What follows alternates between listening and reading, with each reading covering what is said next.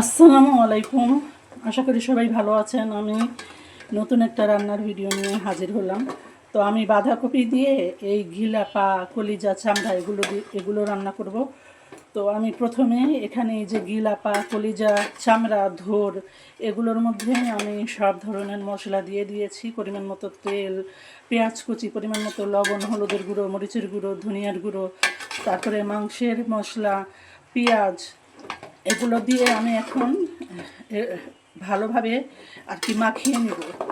ভালোভাবে মাখিয়ে আমি এটা ভালোভাবে কষিয়ে নিব। তো এখানে আমি সামান্য একটু পানি অ্যাড করেছি। আমি এটাকে একটু ভালোভাবে কষিয়ে নিব।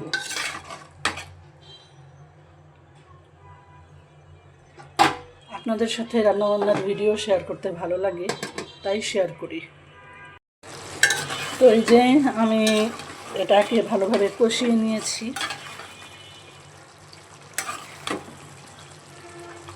দেখতেই পাচ্ছেন খুব ভালোভাবে এটা কষে এসেছে।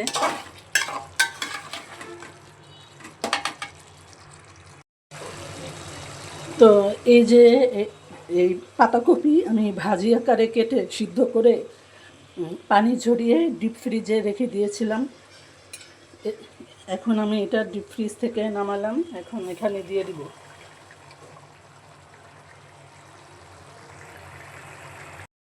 তো আমি এই যে জমাট বাঁধাকপিগুলো দিয়ে দিলাম, এটাকে ঢেকে দিলাম। আস্তে আস্তে জমাট এমনিতেই খুলে যাবে।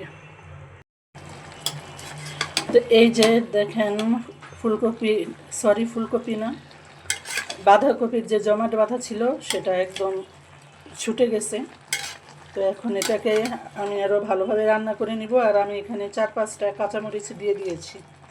আর এখানে কোনো পানি দিতে হবে না। তো এই বাঁধাকপি থেকে যে পানিটা উঠেছে এটা দিয়েই রান্না করে নিব।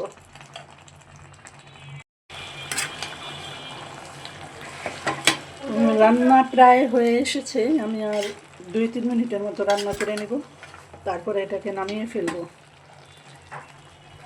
তো আপনারা কে কে এই মুরগির গিলা, পাখনা, কলিজা, পা, চামড়া দিয়ে এই ফুলকপিটা রান্না করে, বারবার ফুলকপি চলে আসছে, এই বাঁধাকপিটা রান্না করে কে কে খেয়েছেন এভাবে অবশ্যই কমেন্ট করে জানাবেন। যদি না খেয়ে থাকেন তাহলে অবশ্যই এভাবে একবার রান্না করে খাবেন।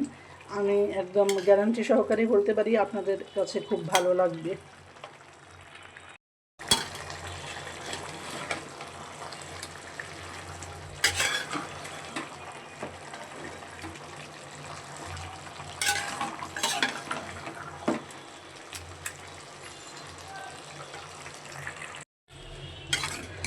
তো এই যে মুরগির পা, গিলা, চামড়া, কলিজা দিয়ে বাঁধাকপি রান্না কেমন লাগলো? যদি ভালো লেগে থাকে অবশ্যই লাইক, কমেন্ট, শেয়ার করে আমার পাশে থাকবেন। আর আমার চ্যানেল দীপা আক্তার অবশ্যই সাবস্ক্রাইব করে দিবেন। তো আজকে এ পর্যন্তই। সবাই ভালো থাকেন, সুস্থ থাকেন। আল্লাহ হাফিজ। আসসালামু আলাইকুম।